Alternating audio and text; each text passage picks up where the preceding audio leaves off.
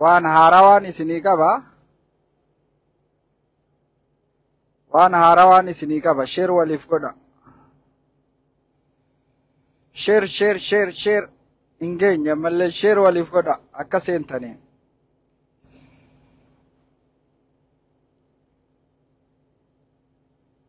Faarsee bulaan dhugaa share waliif godha. Faarsee bulaan haqaa share waliif godha. Faarsee bulaa garaa ittuma dhiisaa share waliif godha. Invite waliif godha. Oduu ajaa'ibaatiin isiniif qaba.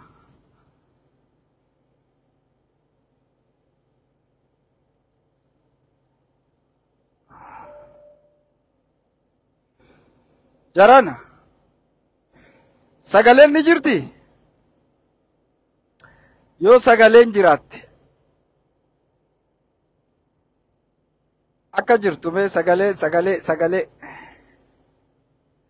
invite godha. Share waliif godha. Faarsee bulaan haqaa share godha.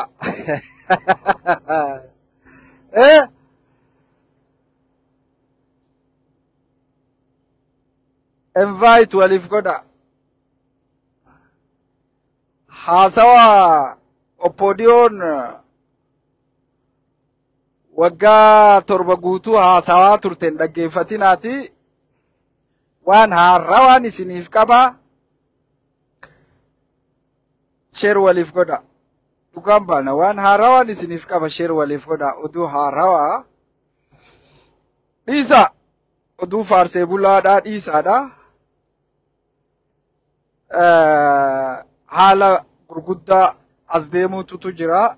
Waan share isinii godhuutu jira haasawa. Share waliif godha. Asumaan ammoo dhiifama. Dalagachaatuma gaa malachaatuma gartee daddagalchinaa. Malachaat daddagalchinaa. Share waliif godha. Share waliif godha gaa yoo xiqqaate nama 100 seenuu qaba haasawa kana dubbachuudhaaf. Dhugaa dubbachuudhaaf waan ajaa'ibaatiin isiniif qaba. Share waliif godha.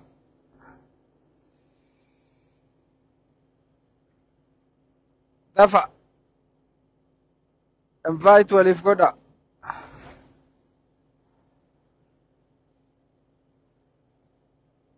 Invite share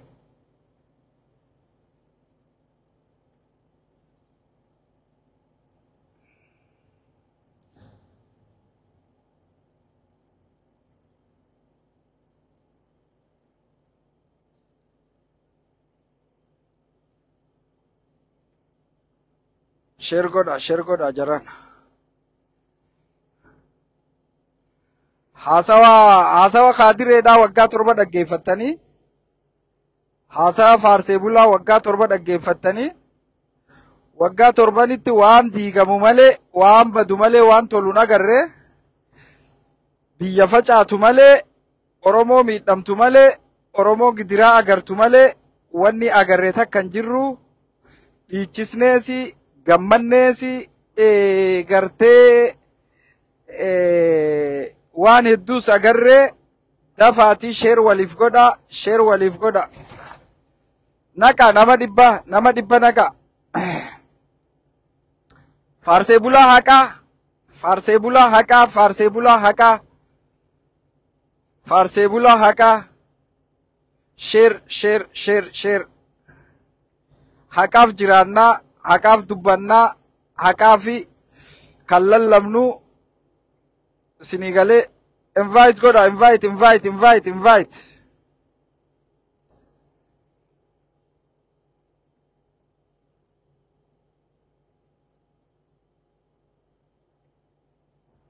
Dhiifama guddaan isin gaafadha. Oduu jajjabduudhaan isiniif qabadhee dhufee. Kanaaf dirqama natti taateetiin soon karaarra deemuu seenee.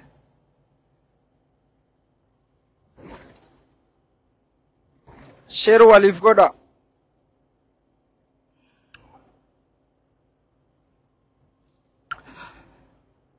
Dhaggeeffadhaa gaa.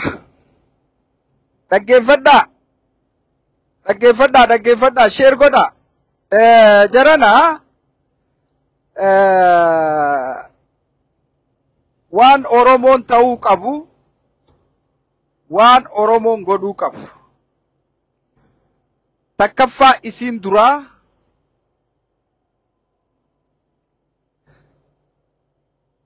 Abiyyi Ahmad dandamachiisuudhaaf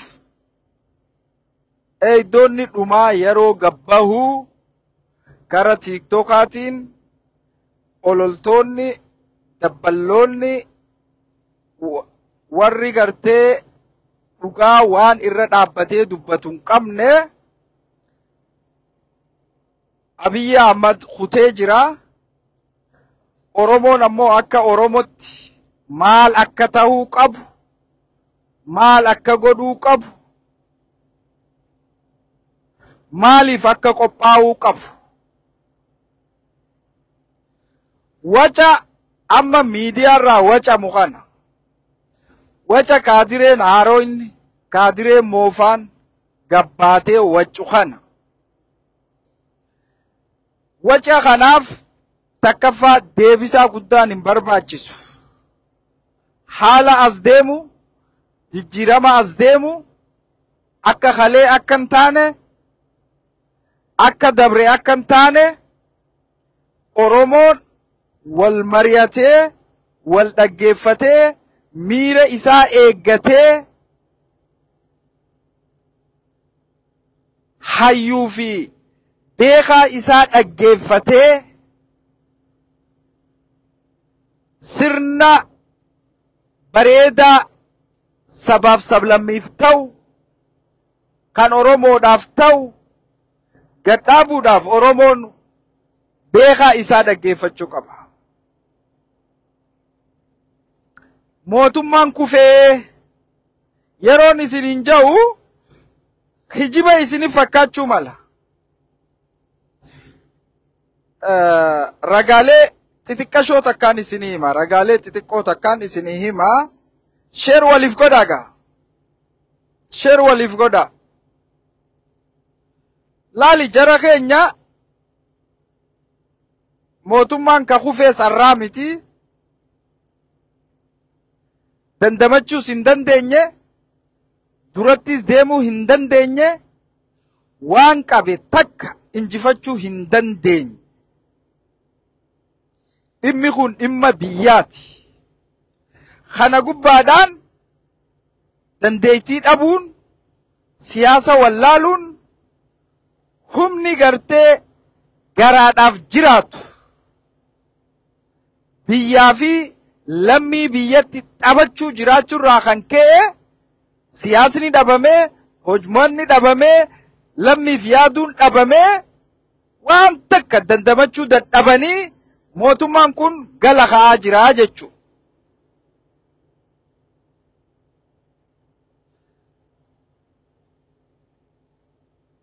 Wantoota kanaaf jaa amma deemaa jiru kana waca amma deemaa jiru kana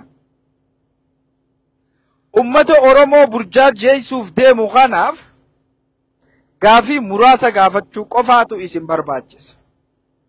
Iddoo dhugaa dhaabbachuutu isin barbaachisa. Warreen biyya keessa jirtan akkuma gartee maqaa jijjiirrataa maqaa keessan jijjiirtanii itti deemtanitti itti deema. Hanga fiishkaan afuufamtee dubbiin hundi ifa baatu warreen mootummaarra jiranis warreen dandeettii garaagaraa qabanis leekcharoonni barsiisonni dooktaroonni warri siyaasaa kaadireen haqaa kaabineen dhugaadhaa ministeeronni waraanni biyyaa warreen dhugaadhaaf jiraachaa jiran warreen fiishkaa eeggachaa jirtan hanga fiishkaan afuufamtuu haalonni ammaan tana jiru eenyu caalaa warra faarsee bulu caalaa jara kanaatu waan biyya keessa jiru hunda quba qaba. Biyyattiin akka biyyatti jara keenya siyaasaa qofa gaggeeffachuu hin dandeenye. hojmaanni siyaasa boota. Hojmaanni hawaasa waliigalchuu boota. Hojmaanni siyaasaa qabdu gurgurachuu boota hojiin. Seera wantoota haarawa hawaasa irra gaffi'uun erga ifii wal jaarte keeysoon paartii badhaadhinaa keeysoon PPdhaa yoo nagaa qabaate waan kana godhama. Dhugaa dubbachuudhaaf amma namoonni baay'een jechuu sheer waliif godha. Sheer godha gizee ol seentan ustaniin taayinaa faarsee bulaan haqaa sheer godha. Faarsee bulaan haqaa sheer godha. Wantoota kana namoonni yeroo arraan tana amma na kofalchiisan beeyta. Oromoon bahara argachuu qabdi yookaan Itoophiyaan bahara qabaachuu qabdi ja'anii falmii biratti isin naquu barbaadan. Lola biraa, yaada biraa, waca biratti isin naquu barbaadan. Dhageessu. Eeyyeen baharri qabaachuunis bareeda. Namni didus, namni jibbus, kawaan kana balaaleeffatus tokko hin jiru. Garuu bahara akkami qabaataa ijoolleen xixiqqoon kalee dhalatte ni beekti. Biyya akkam taateetu bahara qabaachuu qabaa. Wal dhaggeeffattee lammiin biyyaa murni siyaasaa paartiin biyyattii keessa jirtu kan garaagaraa nagaa biyyattiin qabaatteeti kan bahara argattu. Nama abbo Taayyee Danda'aadha. Nama osoo gabbeeyee miidiyaa irratti hin dubbatin barreeffama qofaan gurbaa sanii mormuu dadhabe.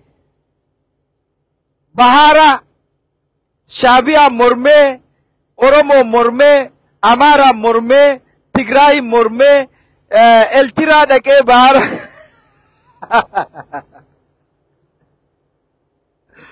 wallahi namoonni keenya yeroo baay'ee nama kofalchiisan. Ummata kanaatuutu dhugumatti ummata Taayyee siyaasaadhaan mormuu dadhabe. Deeggartoonni, miseensonni, faarsee bultoonni dilli kun Taayyee nama feesbuuka qofarra barreessu mormuu dadhabee hidheetu bahara fudhata. Hundi keessan if gaafadha. Hundi keessan gaafii tana if gaafadha.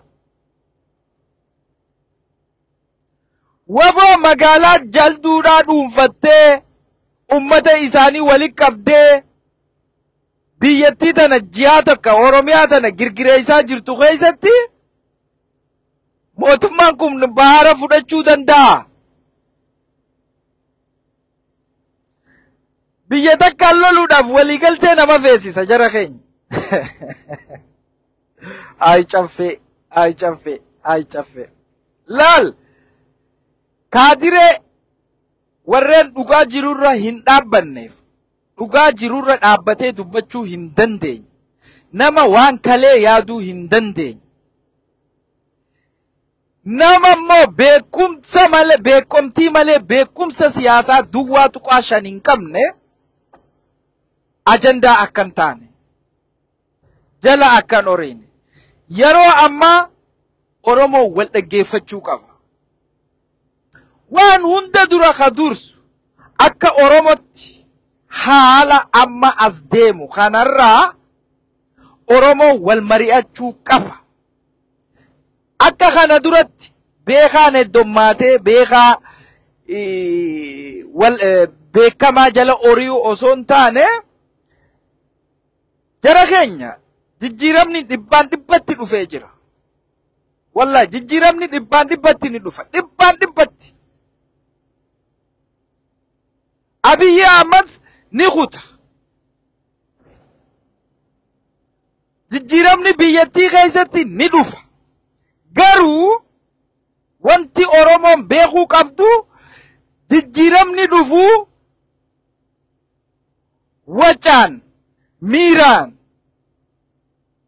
lallabaan, ololaan osoo hin taane dhugaadhaan lafa qabachuu qaba. Dhugaan lafa qabachuu qaba. Kanaaf akka hawaasatti akka ummatatti Oromoo maal godhuu qaba? Olola dhiisuu qaba. Olola dhaggeeffachuu hin qabu. Na amana. Akkami kufaa oo waraana hedduudha qabaa. Mootummaan kun dirooniidha qabaa. Jara keenya. Mootummaan kun fannoo qulqulleessuu hin dandeenye. Mootummaa hattuu, mootummaa maafiyaa, mootummaa gaangistara. Oromootti as qabdee garee mootummaa Oromooti jettu. Oromoo nama miidhuufi miti jettee diduu qabda. Mootummaan kun yoo kufa ka'eehu, yoo gaggaragaleehu, ummanni Oromoo mootummaa kana tufuu qaba malee fudhachuu hin qabu. Ummanni Oromoo nama miidhuufi miti. Ifiifis deebi'ee miidhamuufi miti kan qabsaa'e kalees. Arraas kan qabsaa'aa jiruuf dhugaaf, haqaaf, walqixxummaadhaaf.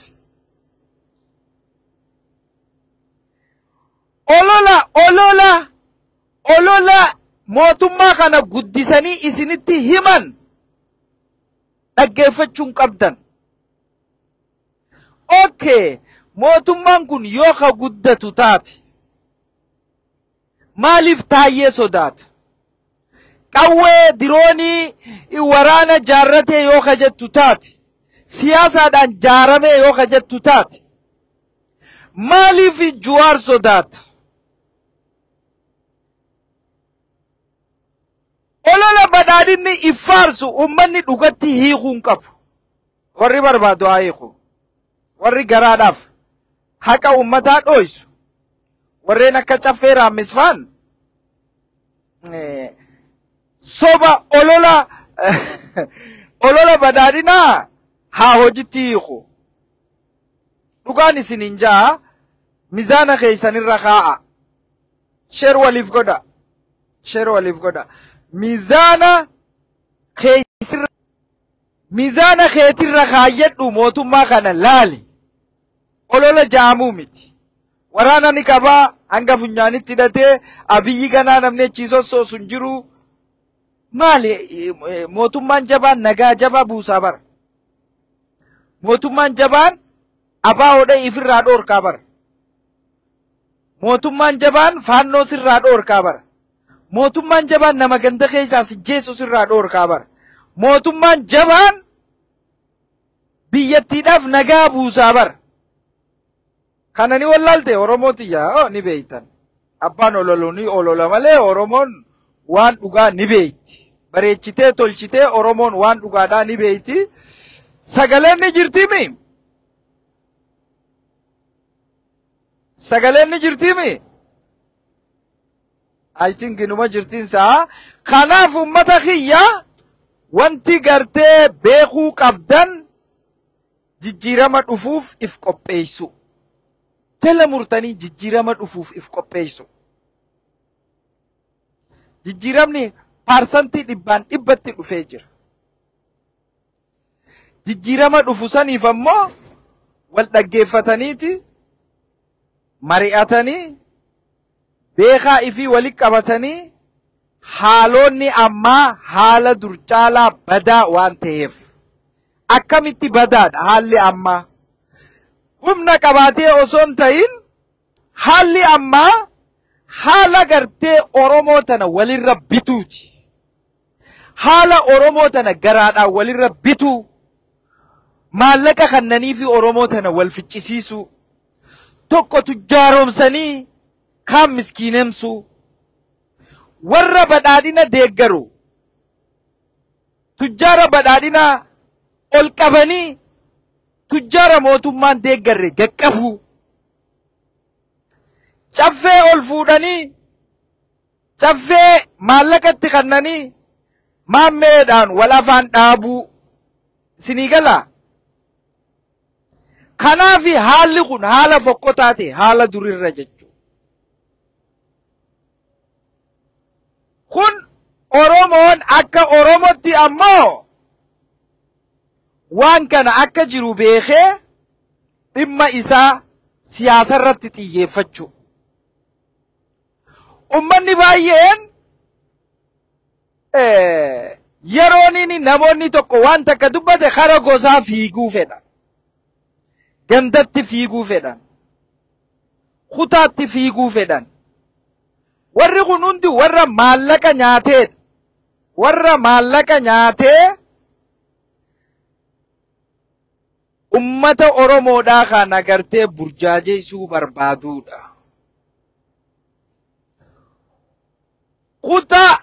Kutaa Oromoo keessaa gootonni bee. Oromoo guutuu keessaa gootonni bee gootota kutaadhaaf qabsaa'e tokko hin jiru. Kanan dhaga'u Oromoon. Jaarraa abbaa gadaa Oromoof qabsaa'e malee Harargeef hin qabsoofne. Kana hin dhaga'u. Hin dhaga'u. Oromoon kanan dhaga'u. Kanan dhaga'u Oromoon. Kaadireen ammaan tanaa tuni Oromummaa sharafteeti gandatti galchuu barbaaddi. Oromummaa sharafteeti gosatti galchuu barbaaddi. Sabboonaa gosaa barbaaddi. Jalaaditi Oromooti. Jalaaditi. Haala gartee Oromoon dandamachuu hin dandeenye kanaafin isin hin jaa haala badaa. Gosaan si dhufa. Gandaan si dhufa. Lafaa keeti nuti akka Harargetti siin jaa. Humaan harkanne akka Harargetti jaa.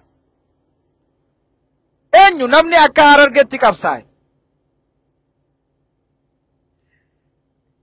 Budaan, saamtuun, diqaalaan, gadigaloon, kittillayyoon, jala deemtuun kutaa hunda keessa jira. Oo akka Harargetti kittillayyoo fi ergamtuu mootummaarra namni kun keenya awoo namni keenya walirratti hin duulu.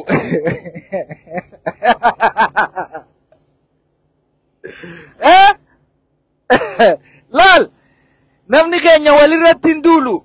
Ifiifuu kutaa biraan laaltanii no jalaa diduu qabdu. Yoo dideetiin as keessa gangaladha jette dhimma abbaa keetiiti. Mala keeti. Waan takkan fittu. Waan takkan fittu. Oo abalu gosa kiyyaa tuqamuun qabu.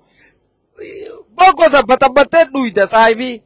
Hattuu abbaa fedhe gosa fedhe yoo ta'e hattuun saamtuun namni Oromoo saamu namni gartee mootummatti irkatee abbootii qabeenyaadhaa caccabsee nyaachaa jiru abbaan fedhen dhiifamu. Abbaan fedhe. Harargee miti maaliif obboleessa kiyyan ta'an duydarra kaadhu deemin Harargee. Oromoon akka Oromootti qabsaawaa ture. Oromoon goonni Oromoo akka Oromootti akka Oromiyaatti qabsaawaa ture. Harargeen buqqaatee Wallagga qubattee jiruu isii if jijjiirte hedduutu. Harargeen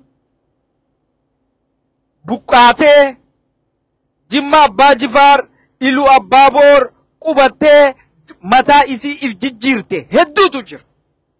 Kanaaf lafti lafa Oromooti. Harargeen Baalee qubattee if jijjiirte hedduutu jira. Nuti akka Harargeetti no akka Oromootti. Akka Oromootti. Harargeetti wanni takka hin jiru. Abbaan tokko akka Harargeetti hin qabsooyu. Nama keenya nama tokkichaa kana qabna hattuun keetii miti. Nama Oromoo mara qabduutu keeti. Malee hattuun, gadheen, saamtuun, caccabsituun, faradduun, kijibduun mootummaa jala deemtee hayyoota irratti maallaqa argatte mootummaadhaaf nama jaartuu kiyyaa yoo jette isaa wajjin nyaadhamta deemtee. Deemteeti isaa wajjin sagal gubat.